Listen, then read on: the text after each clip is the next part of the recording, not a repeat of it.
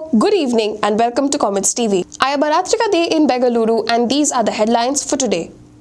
Lakhs of children get their polio shield in the state with Pulse Polio Drive 2020.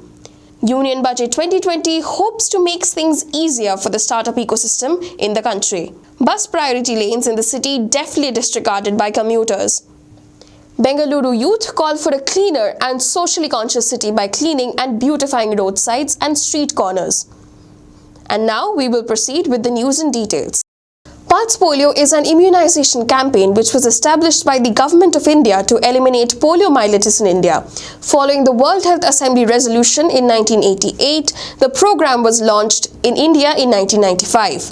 Every year since, polio drops have been provided to all children under the age of 5. Likewise, this year, the Pulse Polio Drive was held as a national affair in the country.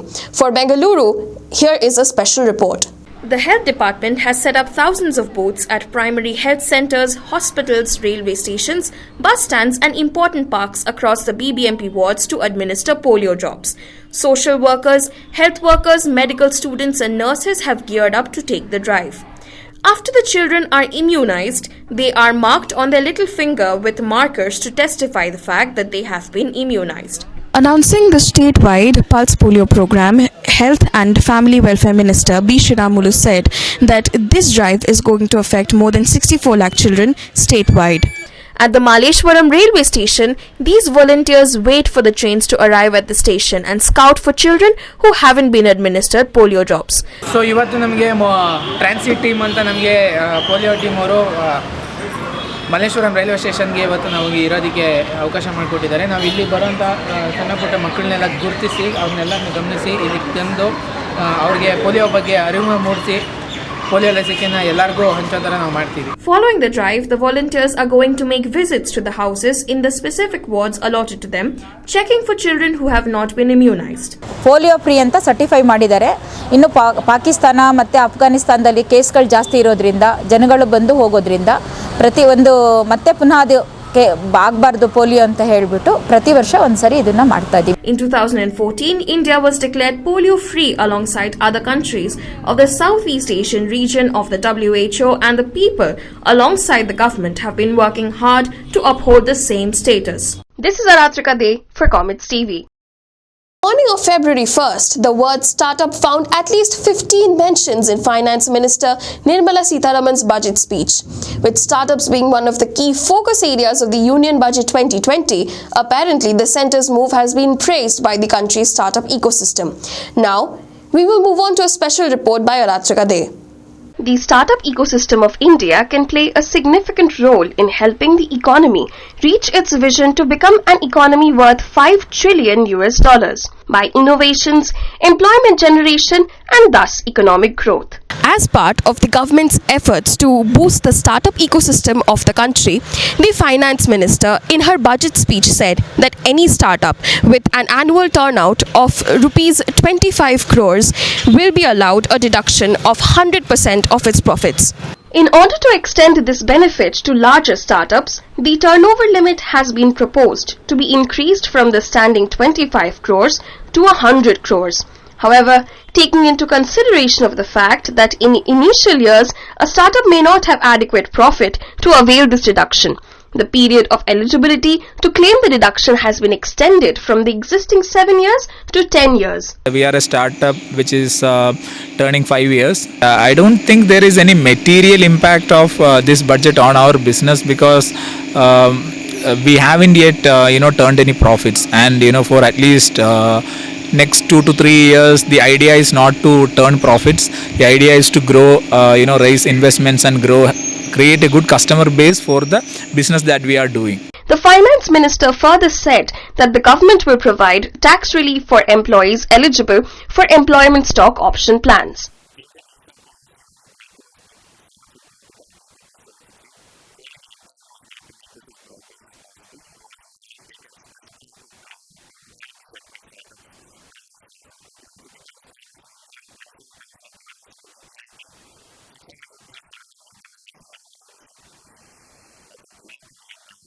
With mixed reactions from the entrepreneurs of the country, we can only wait for the proposed benefits to make an impact. This is Aratrika Dey for Comets TV.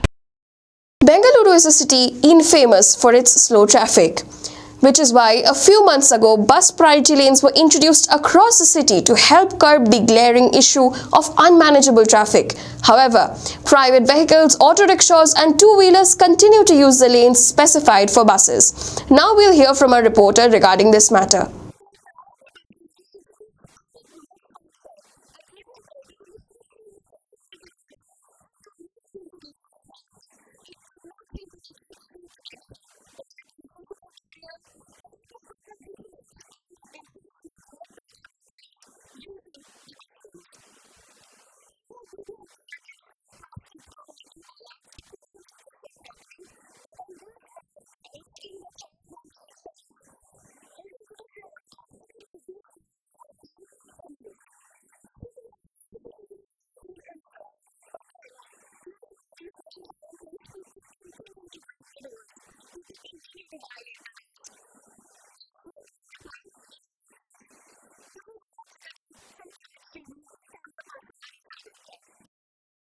By cleaning and beautifying roadsides and corners that make for common garbage dumping grounds, Bengaluru-based non-profit organization Youth for Parivartan is calling for a cleaner city since before the initiation of the Swachh Bharat Abhiyan.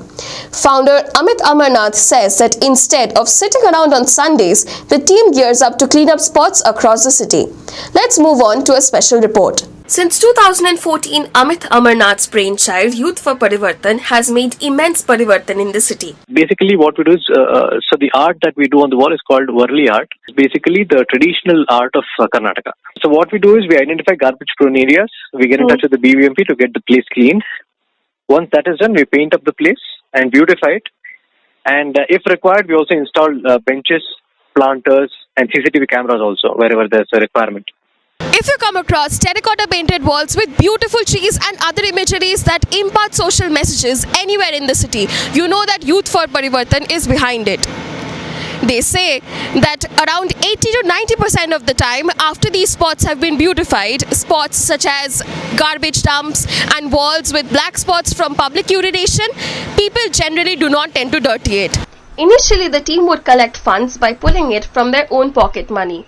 But with new volunteers joining with every other event, they started collecting a one-time registration fee of 100 rupees, which gets submitted to their trust fund, to which generous donations are also made by conscious Bengalurians. The organization has even started taking up corporate tie-ups, in case of which the companies provide the resources required for the whole process. On being asked whether YFP would introduce their work to other cities, Amit Amarnath gave us the following comment. See, we already have a lot of organizations across India who have been inspired with what we've been doing, and we've been closely monitoring them, also helping them in conducting these kind of drives.